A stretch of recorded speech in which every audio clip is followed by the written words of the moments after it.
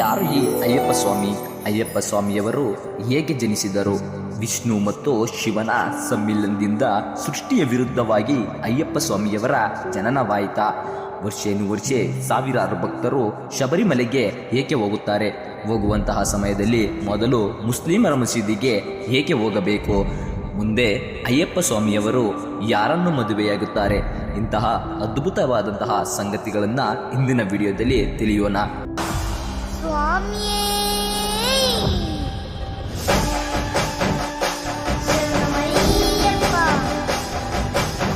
ಹಿಂದೆ ಮಹಿಷಿ ಎಂಬ ಘೋರ ರಾಕ್ಷಸಿಯಿರುತ್ತಾಳೆ. ಅವಳು ದೇವಾನುದೇವತೆಗಳ ಮೇಲೆ ಸೇಡನ್ನು ತೀರಿಸಿಕೊಳ್ಳಲು ಬ್ರಹ್ಮದೇವನ ಕುರಿತು ತಪಸ್ಸನ್ನು ಮಾಡುತ್ತಾಳೆ. ಬ್ರಹ್ಮದೇವನು ಭಯದಿಂದಲೇ ಮಹಿಷಿಯ ಮುಂದೆ ಪ್ರತ್ಯಕ್ಷವಾಗಿ ಏನು ವರ ಬೇಕು, ಮರಣವೊಂದನ್ನು ಬಿಟ್ಟು ಏನು ಬೇಕಾದರೂ ಕೇಳು ಎಂದು ಹೇಳುತ್ತಾನೆ. ಮಹಿಷಿ ಬುದ್ಧಿವಂತಿಕೆಯಿಂದ ಶಿವ ಮತ್ತು ವಿಷ್ಣುವಿಗೆ ಜನಿಸಿದ ಸಂತಾನದಿಂದ ನನಗೆ ಮರಣವು ಬರಬೇಕು, ಆ ಮರಣವು ಕೇವಲ ಭೂಮಿಯ ಮೇಲೆ ಆಗಬೇಕು ಎಂದು ಕೇಳುತ್ತಾಳೆ. ಶಿವ ಮತ್ತು ವಿಷ್ಣು ಇಬ್ಬರು ಪುರುಷರು, ಅವರಿಗೆ ಸಂತಾನವಾಗಲು ಸಾಧ್ಯವೇ ಇಲ್ಲ. ಇದರಿಂದಾಗಿ ನಾನು ಅಮರವಾಗಿ ಉಳಿಯಬಹುದು ಎಂಬುದು ಮಹಿಷಿಯ ಆಲೋಚನೆಯಾಗಿತ್ತು. ಇನ್ನು ತನಗೆ ಮರಣ ಬಾರದು ಎಂದು ಮಹಿಷಿ ಎಲ್ಲರಿಗೂ ತೊಂದರೆಯನ್ನು ಕೊಡಲು ಶುರು ಮಾಡುತ್ತಾಳೆ. ಲೋಕವನ್ನೇ ಅಲ್ಲೋಲ ಕಲ್ಲೋಲ ಮಾಡುತ್ತಾಳೆ. ಇದನ್ನೆಲ್ಲ ಗಮನಿಸುತ್ತಿದ್ದಂತಹ ಮಹಾನ್ ವಿಷ್ಣುವು ಮಹಿಷಿಯ ಸಂಹಾರಕ್ಕಾಗಿ ಮೋಹಿನಿಯ ಅವತಾರವನ್ನು ತಾಳುತ್ತಾರೆ. ಮೋಹಿನಿಯ ಅವತಾರವನ್ನು ತಾಂಡು ಶಿವನ ಮುಂದೆ ನಿಂತಾಗ ಶಿವನು ಮೋಹಿನಿಯ ಸೌಂದರ್ಯಕ್ಕೆ ಮನಸೋತು ಇಬ್ಬರು ಸಹ ಒಂದಾಗುತ್ತಾರೆ.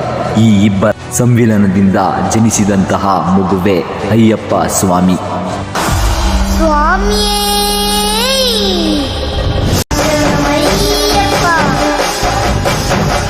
ಅಯ್ಯಪ್ಪ ಸ್ವಾಮಿ ಜನಿಸಿರುವುದು ಮಹಿಷಿಯ ಸಂಹಾರಕ್ಕಾಗಿ ಅವರನ್ನು ಕಾಡಿನಲ್ಲಿಯೇ ಬಿಟ್ಟು ಬರುತ್ತಾರೆ. ಹೀಗೆ ಒಂದು ದಿನ ಪಾಂಡಳಂಪುರದ ರಾಜ ರಾಜಶೇಖರನು ಬೇಟೆಗಾಗಿ ಕಾಡಿಗೆ ಬರುತ್ತಾನೆ. ಆ ರಾಜನಿಗೆ ಎಷ್ಟೋ ವರ್ಷದಿಂದ ಮಕ್ಕಳು ಆಗಿರುವುದಿಲ್ಲ.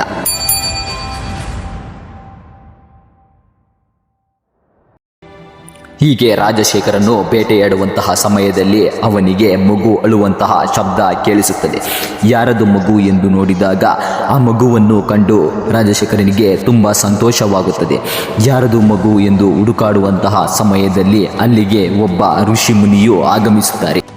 ಈ ಮಗುವು ದೈವ ಸಂಭೂತ, ನಿನಗೆ ಮಕ್ಕಳಿಲ್ಲದ ಕಾರಣ ಶಿವನು ಈ ಮಗುವನ್ನು ನಿನಗೆ ನೀಡಿದ್ದಾನೆ. ಹಾಗೆ ಆ ಮಗುವಿನ ಕಂಠದಲ್ಲಿ ಹೊಳೆಯುವಂತಹ ಮಣಿ ಇರುವುದರಿಂದ ಮಣಿಕಂಠ ಎಂದು ಹೆಸರಿಟ್ಟು ಅಲ್ಲಿಂದ ಹೊರಡುತ್ತಾರೆ.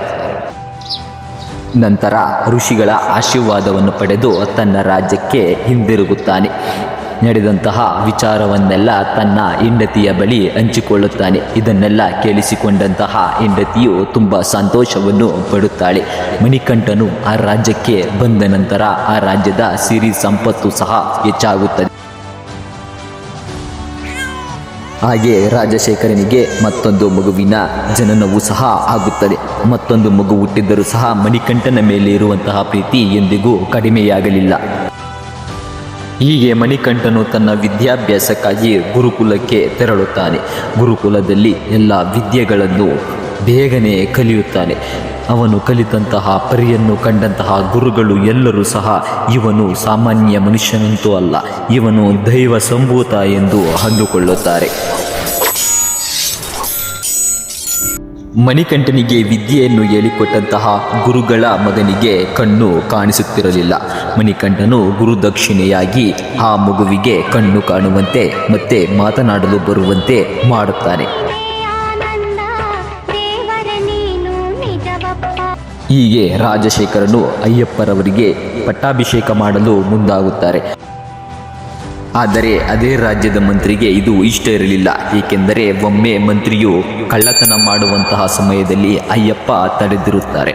ಹೀಗೆ ಮಾಡಿದರೆ ಮತ್ತೆ ನಿಮ್ಮನ್ನು ರಾಜ್ಯದಿಂದ ಬಹಿಷ್ಕಾರ ಮಾಡಿಸುತ್ತೇನೆ ಎಂದು ಎಚ್ಚರಿಸಿರುತ್ತಾರೆ. ಇದೇ ದ್ವೇಷದಿಂದ ಮಂತ್ರಿಯು ರಾಣಿಯ ಬಳಿ ಬಂದು ಮಣಿಕಂಠನು ಕೆಲವೇ ದಿನಗಳಲ್ಲಿ ಪಟ್ಟಾಭಿಷೇಕ ಏರುತ್ತಾನೆ. ಆಗ ನಿಮ್ಮನ್ನು ಮತ್ತು ನಿಮ್ಮ ಮಗನನ್ನು ಕೀಳಾಗಿ ನೋಡುತ್ತಾನೆ ಎಂದು ಎದುರಿಸುತ್ತಾನೆ. ಇದನ್ನೆಲ್ಲ ಕೇಳಿದ ರಾಣಿಯು ಗಾಬರಿಗೊಂಡು ಮಣಿಕಂಠನನ್ನು ಏನು ಮಾಡಬೇಕು ಎಂದು ಕೇಳಿದಾಗ ಮಂತ್ರಿಯು ನೀವು ಹೊಟ್ಟೆ ನೋವು ಬಂದಿರುವಂತೆ ನಾಟಕವನ್ನು ಮಾಡಿ ಎಂದು ಹೇಳಿ ವೈದ್ಯರಿಂದ ಆಗ ತಾನೇ ಮರಿಯಾಗಿರುವಂತಹ ಹುಲಿ ಹಾಲಿನಿಂದ ನಿಮ್ಮ ಹೊಟ್ಟೆ ನೋವು ಹೋಗುತ್ತದೆ ಎಂದು ಸುಳ್ಳನ್ನು ಹೇಳಿಸುತ್ತಾರೆ. ಆಗ ರಾಜನು ಮಂತ್ರಿಗಳಿಗೆ ಸೈನಿಕರಿಗೆ ಹೇಳಿದಾಗ ಯಾರೂ ಸಹ ಮುಂದೆ ಬರುವುದಿಲ್ಲ. ಹೀಗಾಗಿ ಮಣಿಕಂಠನು ತನ್ನ ತಾಯಿಯ ಪ್ರೀತಿಯಿಂದಾಗಿ ತಾನೇ ಹೋಗುವಂತೆ ಹೇಳುತ್ತಾನೆ. ರಾಜಶೇಖರನಿಗೆ ಇಷ್ಟ ಇಲ್ಲದುದರ ಸಹ ಒಪ್ಪಿಸಿ ಒಂದು ಬುಟ್ಟಿಯಲ್ಲಿ ಆಹಾರವು ಮತ್ತು ಪ್ರಯಾಣಕ್ಕೆ ಬೇಕಿರುವಂತಹ ಎಲ್ಲ ವಸ್ತುಗಳನ್ನು ಕಟ್ಟಿ ಮಣಿಕಂಠನು ತಲೆಯ ಮೇಲೆ ಹೊತ್ತು ಕಾಡಿಗೆ ಸಂಚರಿಸುತ್ತಾನೆ. ಕಾಡಿನಲ್ಲಿ ಹುಲಿಯನ್ನು ಹುಡುಕುವಂತಹ ಸಮಯದಲ್ಲಿ ವಾವರ್ ಎಂಬ ಮುಸ್ಲಿಂ ವ್ಯಕ್ತಿ ಅಯ್ಯಪ್ಪ ಸ್ವಾಮಿಗೆ ಎದುರಾಗುತ್ತಾನೆ. ವಾವರ್ ಕೂಡ ಒಬ್ಬ ಶಕ್ತಿಶಾಲಿ ವ್ಯಕ್ತಿ. ಅದರಿಂದಾಗಿ ಅಯ್ಯಪ್ಪ ಸ್ವಾಮಿ ಮತ್ತು ವಾವರ್ನ ನಡುವೆ ಒಂದು ಯುದ್ಧವು ನಡೆಯುತ್ತದೆ. ಅಯ್ಯಪ್ಪ ಸ್ವಾಮಿಯ ದೈವಿ ಶಕ್ತಿ ಮತ್ತು ಧರ್ಮನಿಷ್ಠೆಯನ್ನು ಕಂಡು ವಾವರ್ ಅಯ್ಯಪ್ಪ ಸ್ವಾಮಿಗೆ ಶರಣಾಗುತ್ತಾನೆ. ಆಗ ಅಯ್ಯಪ್ಪ ಸ್ವಾಮಿಯು ಮುಂದೆ ಕೆಲವು ವರ್ಷಗಳ ನಂತರ ಇಲ್ಲಿ ನನ್ನ ದೇವಾಲಯವು ನಿರ್ಮಾಣವಾಗುತ್ತದೆ. ಸಾವಿರಾರು ಭಕ್ತರು ನನ್ನ ದರ್ಶನಕ್ಕಾಗಿ ಬರುತ್ತಾರೆ. ಮೊದಲು ನಿನ್ನ ಮಸೀದಿಗೆ ಬಂದು ನಂತರ ನನ್ನ ದೇವಾಲಯಕ್ಕೆ ಬಂದರೆ ಎಲ್ಲ ಬೇಡಿಕೆಗಳು ಈಡೇರುತ್ತವೆ ಎಂದು ಹೇಳಿ ಅಯ್ಯಪ್ಪ ಸ್ವಾಮಿಯು ಮುಂದೆ ಪ್ರಯಾಣವನ್ನು ಬೆಳೆಸುತ್ತಾರೆ. ಹೀಗೆ ಕಾಡಿನ ಮಧ್ಯದಲ್ಲಿ ಮಹಿಷಿಯು ಎದುರಾಗುತ್ತಾಳೆ. ಅಯ್ಯಪ್ಪ ಸ್ವಾಮಿಗೆ ಮಹಿಷಿಯನ್ನು ಕಂಡು ತನ್ನ ಹುಟ್ಟಿನ ಅರಿವಾಗುತ್ತದೆ. ಅಯ್ಯಪ್ಪ ಸ್ವಾಮಿ ಮತ್ತು ಮಹಿಷಿಯ ನಡುವೆ ಒಂದು ಘನ ಘೋರ ಯುದ್ಧವೇ ನಡೆಯುತ್ತದೆ. ಈ ಯುದ್ಧದಲ್ಲಿ ಅಯ್ಯಪ್ಪ ಸ್ವಾಮಿಯವರು ಮಹಿಷಿಯ ಸಂಹಾರವನ್ನು ಮಾಡುತ್ತಾರೆ. ಮಹಿಷಿಯ ಸಂಹಾರದ ನಂತರ ಮಹಿಷಿಯ ದೇಹದಿಂದ ಒಂದು ದಿವ್ಯ ಕಾಂತಿಯು ಆಚೆ ಬರುತ್ತದೆ. ಆ ದಿವ್ಯ ಕಾಂತಿಯು ಕನ್ಯೆಯಾಗಿ ಬದಲಾಗುತ್ತದೆ. ಶಾಪ ವಿಮೋಚನೆಯಿಂದಾಗಿ ಅಯ್ಯಪ್ಪ ಸ್ವಾಮಿಯವರನ್ನು ಮದುವೆಯಾಗುವಂತೆ ಆ ಕನ್ಯೆಯು ಕೇಳಿಕೊಳ್ಳುತ್ತಾಳೆ. ಆಗ ಅಯ್ಯಪ್ಪ ಸ್ವಾಮಿಯು ಮುಂದೆ ಇಲ್ಲಿ ನನಗೆ ಒಂದು ದೇವಾಲಯವು ನಿರ್ಮಾಣವಾಗುತ್ತದೆ. ಆ ದೇವಾಲಯದಲ್ಲಿ ಕನ್ಯೆ ಸ್ವಾಮಿಗಳು ಯಾವಾಗ ಬರುವುದು ನಿಲ್ಲುತ್ತದೆಯೋ ಆಗ ನಿನ್ನನ್ನು ಮದುವೆಯಾಗುತ್ತೇನೆ, ಅಲ್ಲಿಯವರೆಗೂ ನೀನು ಇಲ್ಲಿಯೇ ಇರು ಎಂದು ಹೇಳಿ ಅಯ್ಯಪ್ಪ ಸ್ವಾಮಿಯವರು ಹೊರಡುತ್ತಾರೆ. ಆ ಕನ್ಯೆಯೇ ಮಲ್ಲಿಕಾಪುರಮ್ಮದೇವಿ. ಈಗಲೂ ಸಹ ಶಬರಿಮಲೆಯಲ್ಲಿಯೇ ಈ ದೇವಸ್ಥಾನವಿದ್ದು ಆ ದೇವಿಗೂ ಸಹ ಪೂಜೆಗಳು ನಡೆಯುತ್ತವೆ. ಅಯ್ಯಪ್ಪ ಸ್ವಾಮಿಯವರು ತುಂಬ ದಿನಗಳ ನಂತರ ಬರದನ್ನು ಕಂಡು ಎಲ್ಲರೂ ಗಾಬರಿಗೊಂಡಿದ್ದರು. ಆ ಸಮಯದಲ್ಲಿಯೇ ಅಯ್ಯಪ್ಪ ಸ್ವಾಮಿಯವರು ಹುಲಿಯನ್ನು ಏರಿ ಅರಮನೆಗೆ ಹೊರಡುತ್ತಾರೆ.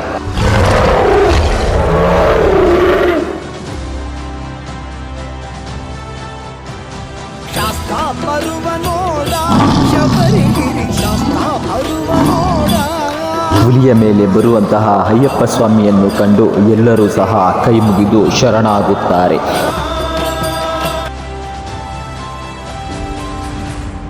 ಇದನ್ನೆಲ್ಲ ಕಂಡಂತಹ ರಾಣಿಯು ತನ್ನ ತಪ್ಪಿನ ಅರಿವಾಗಿ ಅಯ್ಯಪ್ಪ ಸ್ವಾಮಿಯ ಭಗವಂತನು ಎಂದು ಅರಿತು ಅಯ್ಯಪ್ಪ ಸ್ವಾಮಿಯವರ ಕಾಲಿಗೆ ಬಿದ್ದು ಕ್ಷಮೆಯನ್ನು ಕೇಳುತ್ತಾಳೆ.